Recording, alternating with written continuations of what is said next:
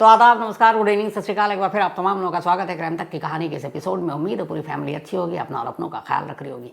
पिछले कई दिनों से बहुत सारे मेल आप लोगों के आए और उस मेल में ज़्यादातर यही था कि महाकुंभ में जो 28-29 की रात संगम नोस के करीब जो कुछ हुआ, जो भगदड़ मची उस शाही स्नान से पहले, और उसमें लोगों की मौत के आंकड़ों को लेकर जो सोशल मीडिया पर एक बहस चल रही है। बहुत सारे लोगों की शिकायत है कि नेशनल मीडिया जो है उसको ढंग से कवर नहीं कर रहा है या सच छुपाया जा रहा है, पुलिस प्रशासन इवन मीडिया की तरफ से। तो उसकी सच्चाई क्या है? और ये कई दिनों से ये मेल था। अब जाहिर सी बात है कि मैं अचानक बैठकर आपको सारी चीज़ें बता दूं तो फिर वो ठीक नहीं होता, जब तक कि आपके पास सारी इन्फॉर्मेशन इकट्ठी ना हो। तो हमारे जितने भी रिपोर्टर हैं, हमारे बाकी जितने साथी हैं, कुछ पुलिस में हैं, कुछ एडमिनिस्ट्रेशन में हैं, कुछ और हैं जो सिविक से जुड़े हुए हैं, बहुत सारे ऐसे लोगों से बातचीत की। तो उसके बाद एक तो इस भगदड़, इसकी वजह, कौन जिम्मेदार कौन कसूरवार, और जो एक फिगर आ रहा है मौत को लेकर, उसकी सच्चाई क्या है। तो कोशिश करूँगा ये सारी चीज़ें आपके सामने एक साथ पेश कर दूँ। सबसे पहले तो ये कि ये संगम नोस आपने मीडिया में सुना होगा 29 तारीख के बाद से लगातार। तो संगम नोस प्रयागराज में वो जगह है जहाँ पर गंगा और यमुना आकर मिलती है और वो फिर एक कोण बनता है, और उस कोण का जो की तस्वीर जो दिखती है वो लगभग आपके नाक के जैसे दिखाई देती है, तो इसलिए उसको इंग्लिश में संगम नोस कहा गया। अब भगदड़ की पूरी तस्वीर संगम नोस के पास ही बताया गया है और यहीं से खेल शुरू हो गया। असल में जिस जगह पर इस संगम नोस के करीब उस 28 या 29 जनवरी की रात, जब मौनी अमावस्या से के दिन शाही स्नान होना था, जो भगदड़ की खबर आई रात करीब 1:30 से 2-2:30 के बीच में, जो पूरी मीडिया है इस वक्त देश की और इंटरनेशनल, वो सारी उसी संगम नोस के इर्द गिर्द अपना डेरा डाले हुए हैं। बाकायदा मीडिया के लिए वहाँ पे टेंट ठहरने सबका इंतज़ाम है, जो भी एक्रेडिटेड है मीडिया वाले, तो सभी लोग हैं, हमारे भी बहुत सारे रिपोर्टर हैं वहाँ पर, तो उनको लाइव दिखाने के लिए वो भी वैन भी वहीं पर है। तो कुल मिलाकर संगम नोस के इर्द गिर्द ही पूरा मीडिया का बसेरा है। तो वहाँ पे कोई भी चीज़ होगी शायद ही किसी कैमरे से बच जाए। तो संगम नोस के पास एक हादसा हुआ, लेकिन ये हादसा उतना बड़ा नहीं था, ये भगदड़, इसमें लोगों की जान गई। लेकिन जो असली हादसा या असली भगदड़ मची, जो कैमरे पर रिकॉर्ड ही नहीं हो पाई, और वो थी संगम नोस से कहीं दूर एक झूसी है वहाँ पर। वहाँ मीडिया का कोई कैमरा नहीं, कोई वो भी नहीं, कोई लाइव नहीं, और शायद किसी को अंदाज़ा भी नहीं था कि यहाँ कुछ होगा। अब हम मीडिया का काम भी ये है कि जहाँ पे एक्शन हो हम वहीं पर हमारी डिप्लॉयमेंट होती है और हम वहीं रहते हैं। तो ऐसी जगह जहाँ पे कोई एक्शन नहीं है, कुछ है नहीं, लोग आ रहे हैं, जा रहे हैं, गुजर रहे हैं, वो बहुत सारी स्टोरीज ऐसे हो जाती हैं। तब उस जगह पे किसी ने सोचा ही नहीं था और वहीं पे यह हादसा हुआ, और वहीं पर जो भगदड़ मची, उसके बाद जो लोगों की जान गई और जो मौत के फिगर को लेकर बात हो रही है, जो यूपी सरकार ने कहा कि 30 लोग इनकी जान गई, 60 लोग जख्मी हैं।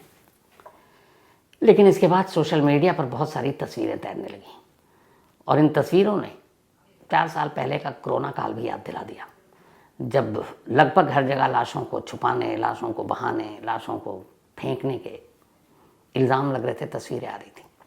लेकिन वो दौर अलग था, कोरोना की वजह से लोग लाशों से दूर भाग रहे थे, खुद अपने रिश्तेदार ही हाथ नहीं लगाते थे, कांधा देने वाले 4 लोग नहीं मिलते थे।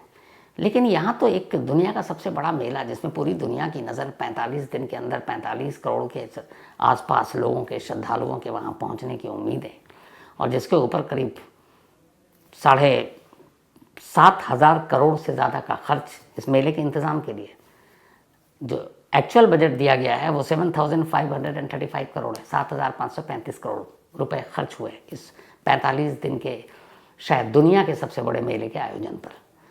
75,000 से ज़्यादा पुलिस वाले वहाँ पर डिप्लॉय किए गए हैं। इसके अलावा NSG कमांडो, फिर क्विक रिस्पॉन्स टीम, आपके बाकी जितने भी हैं अलग अलग एजेंसियाँ, IB, police, CID, paramilitary forces, सभी हैं वहाँ पर।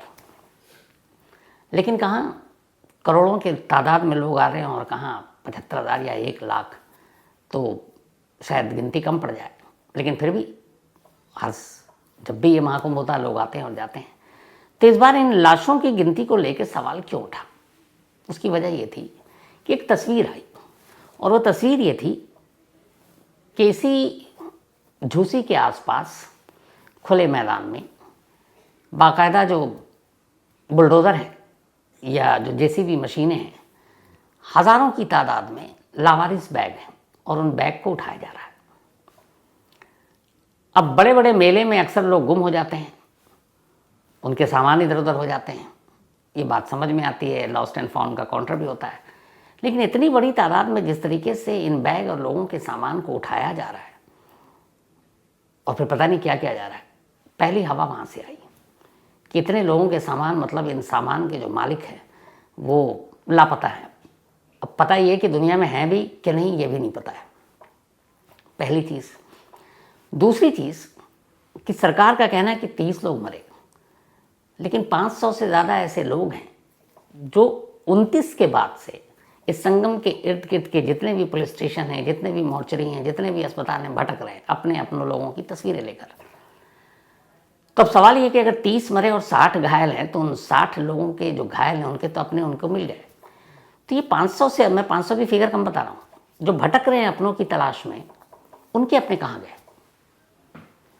अब उनको डर ये है कि कई ऐसी डेड बॉडी की तस्वीरें आई जिसमें लाश मिली और सीधे उसको पहचान के लिए, जैसे एक होता है ना शिनाख्त हो गई तो चलो अलग, जिसकी शिनाख्त नहीं उसको लावारिस डेड बॉडी मानकर एक अलग तरह का कपड़ा पहना दिया जाता है ताकि ये पता हो जाए ऑफिशियल्स को, पुलिस को, अस्पताल को कि ये अनआइडेंटिफाइड बॉडी है, लावारिस है। तो ऐसे कई लोग आए जिन्होंने कहा कि उसके पास तो उसके सारे कागजात, डॉक्यूमेंट सब कुछ थे, लेकिन उसे लावारिस लाश वाले कपड़े पहना दिए गए। तो यहाँ से एक डाउट हुआ।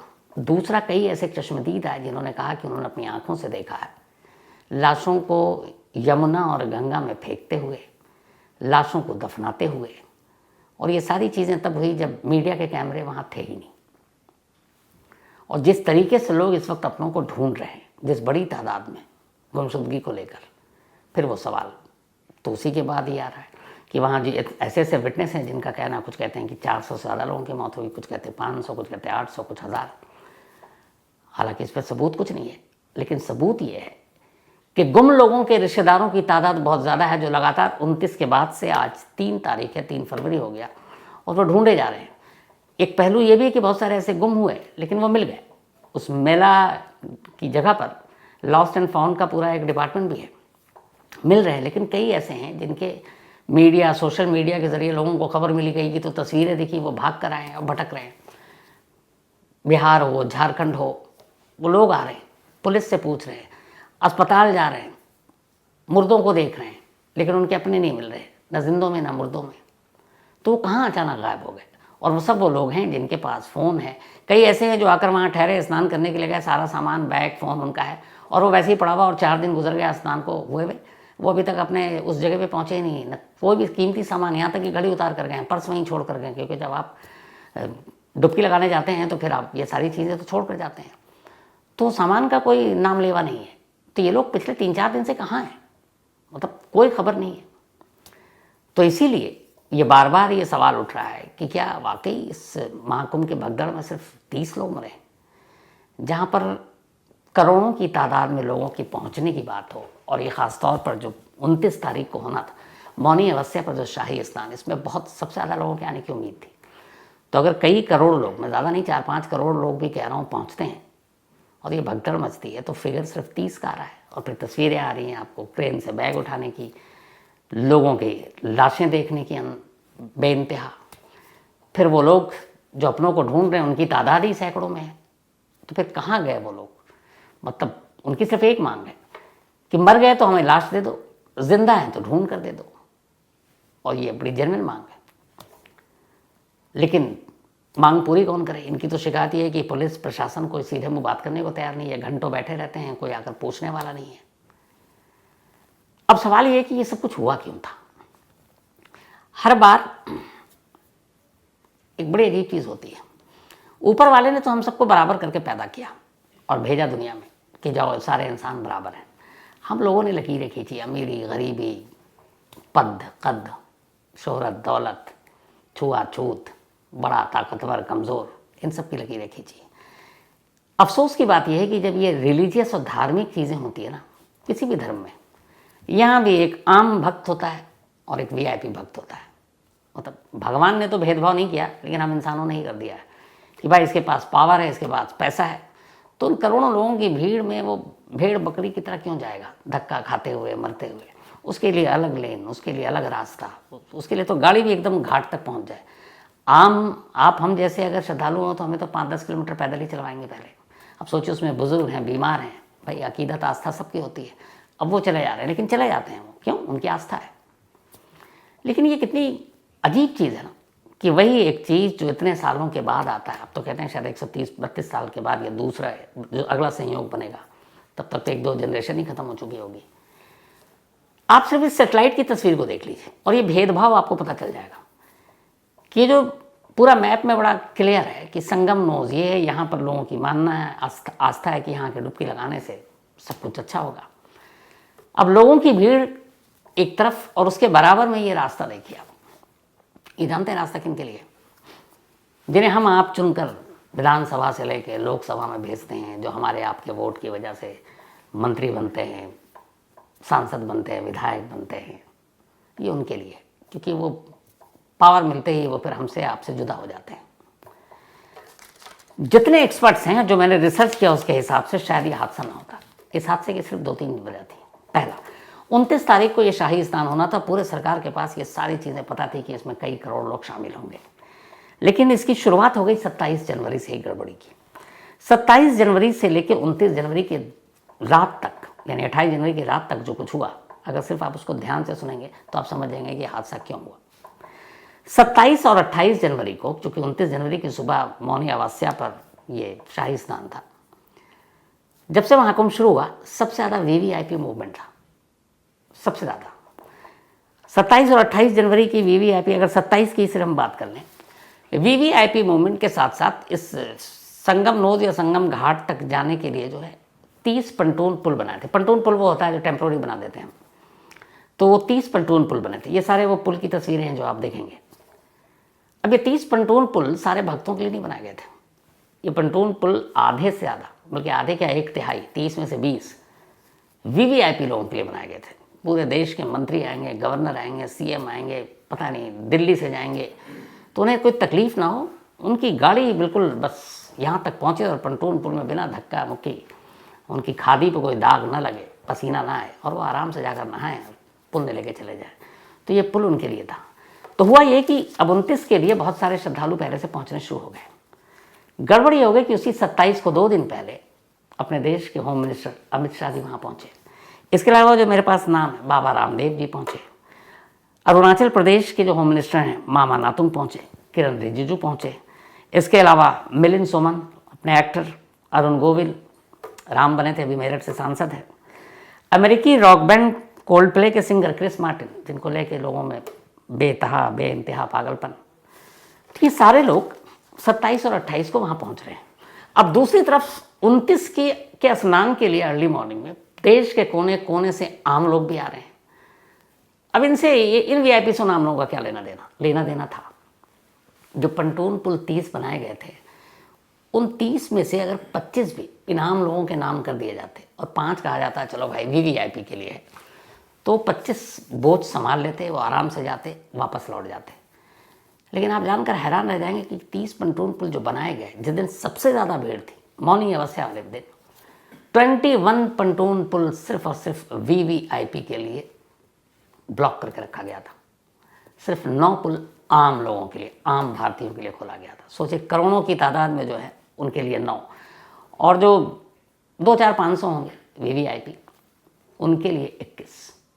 क्यों? वो अकेले तो आएंगे नहीं, परिवार होगा, दोस्त होंगे, वीवीआईपी रील बनाएंगे, शूट करेंगे, कई तस्वीरें आप देख रहे होंगे, आगे पीछे गार्ड होंगे, गार्ड भी इसी बहाने डुबकी लगा लेते हैं।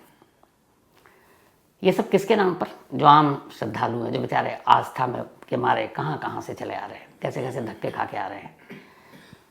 तो 30 में से 21 उस दिन बंद था, बंद वीवीआईपी मूवमेंट। अब लोगों को पुलिस इधर रोक रही है कि अभी सुबह स्नान करेंगे, उधर अखाड़ा के लोगों की जो परंपरा है पहले वो स्नान करेंगे मौनी अमावस्या के दिन। तो पंटून पुल बंद, तो लोग क्या करें, तो वो कुछ जहाँ पे रुक गए कि पंटून पुल खुलेगा फिर जाएंगे। अब पंटून पुल के किनारे लोग खड़े हुए घंटों, 8-8 घंटे हो गए, पुलिस वाले रोके हुए हैं बैरिकेड लगाकर। अचानक वो देखते हैं कि एक एसडीएम की लाल बत्ती की गाड़ी जा रही है, कोई और वीवीआईपी है, उसके लिए पंटून पुल यूँ खुल रहा जा रहे हैं। तो उनके सब्र का बांध टूट गया। कह रहा माँ इतने घंटों से खड़े हैं और ये कोई भी वीवीआईपी आता है और उसके लिए साहब लोग खोलते हैं, सलाम ठोकते हैं और वो आराम से जा रहा है घाट किनारे एकदम। पहला गुस्सा वहाँ आया, उन्होंने भगदड़ मचाई, उन्होंने पुलिस के बैरिकेड तोड़े, बल्कि एसडीएम की गाड़ी को भी जला दिया जो उन सबको रोक कर खुद जा रहा था। वो भी अपने या तो ड्यूटी पे होंगे या कुछ साहब के बेचारे ड्यूटी पे लगा दिए गए होंगे कि उनका ख्याल रखो। तो वहाँ हुआ उस भगदड़ में जो कुछ हुआ, उस भगदड़ को तो मीडिया ने कवर किया, क्योंकि सारे मैंने शुरू में बताया ओबी बैन से लेकर सब कुछ था। लेकिन इधर ये हुआ कि जो भीड़ को रोक के रखा गया था उस संगम नोस से दूरी पर, जैसे उसमें से 2-3 जगह जो खबर है वो ये है कि उस रात 4 जगह पे भगदड़ मची थी। संगम नोस पे, एक झूसी पे और एक और 2 जगह उसी के इर्द गिर्द। अब वहाँ पे लोगों का फ्लो बढ़ता जा रहा है क्योंकि आगे उनको जाने नहीं दिया जा रहा है। इधर भगदड़ मची थी। अच्छा, लोग भी ये कि चलो अभी सुबह हो गई, सुबह स्नान करेंगे, कुछ बेचारे थके हारे पैदल चल चल कर आ रहे हैं, सो जाते हैं।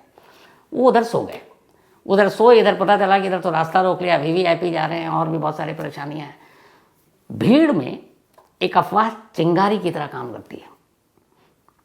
किसी एक ने कुछ कहा, अरे भागो भगदड़ हो गई है, तो आदमी सोचता नहीं है, देखता नहीं है, वो बस उठता है और भागने की कोशिश करता है क्योंकि भीड़ का कोई चेहरा तो होता नहीं है। और यही हुआ, बहुत सारे लोग सो रहे थे थके हारे कि थोड़ा सा सुस्ता लेते हैं, फिर सुबह स्नान करके वापस घर जाएंगे। और अचानक कोई अफवाह फैली और भगदड़ मच गई और उन सोते हुए लोगों पर चढ़ चढ़ कर लोग भागे और वो मारे गए। लेकिन वहाँ कोई कैमरा नहीं था। इन सब चीज़ों के बाद जब अपनों को ढूंढने के लिए अलग अलग राज्य से वहाँ लोग पहुँचने शुरू हुए, जब मीडिया पर उन्होंने भगदड़ की खबर देखी, खबर के बाद हर एक ने अपनों को कांटेक्ट किया। आजकल मोबाइल हर एक के हाथ में होता है, मोबाइल बंद, कोई सूचना नहीं, कोई पता नहीं, लोगों के दिलों में डर बैठा। वो भाग कर सब, वो भी परेशान होकर फिर संगम पहुँचे, वहाँ जाकर ढूंढ रहे हैं, हाथ में फ़ोटो लेकर ढूंढ रहे हैं, दीवारों पर अपनों की तस्वीरें लगा रहे हैं, गिड़गिड़ा रहे हैं लोगों से, पुलिस से, प्रशासन से, आप हमारी मदद कर दीजिए। तो जब उनकी तादाद बढ़ी तो फिर ये हुआ कि भाई मरने वाले तो 30 थे, फिर ढूंढने वाले इतने कहाँ से आ गए। फिर लगा कुछ गड़बड़ है। उसके बाद फिर कुछ ऐसे भाई मौके पर पहुंचे जहाँ पे पुलिस और प्रशासन का अलग रूप दिखा। वो बैग उठाते हुए जेपीसी मशीनों से, जेसीबी से, या फिर कुछ लोगों था कि गंगा और यमुना में लाशें बहा दी गई। इस पूरे मेले के दौरान बहुत सारी पार्किंग के इंतजाम किए गए हैं क्योंकि वहाँ लोग ज़्यादातर सड़क मार्ग से ही आ रहे हैं, रेल से भी आ रहे हैं, लेकिन आपको पता है एक ट्रेन में कितने कोचेस होते हैं, तो लोग बस बुक बुक करके आ रहे हैं, अपनी गाड़ियों से आ रहे हैं सबसे ज़्यादा। इस हादसे के बाद से प्रयागराज में इस संगम के किनारे जितनी पार्किंग, उनमें से कई पार्किंग में अभी भी बहुत सारी ऐसी गाड़ियां पार्क हैं जिनका कोई मालिक उन्हें लेने वापस नहीं आया। अब जो भी आता है स्नान करने के लिए वो आता है, या तो सेम डे लौट जाता है या नेक्स्ट डे लौट जाता है। वहाँ 2-4 दिन कोई नहीं रुकता है। कोई भी जो जाते हैं श्रद्धालु जाते हैं और अपना काम खत्म करके जो उनकी आस्था अकीदत है उसका निकल लेते हैं। लेकिन उन पार्किंग में ही इतनी गाड़ियाँ खड़ी हैं कि अब उस पार्किंग पे भी सवाल आ रहा है कि ये गाड़ियाँ किसकी है जिनका कोई नाम लेवा नहीं है, वो कहाँ गए, उनकी सच्चाई क्या है, किसी को पता नहीं।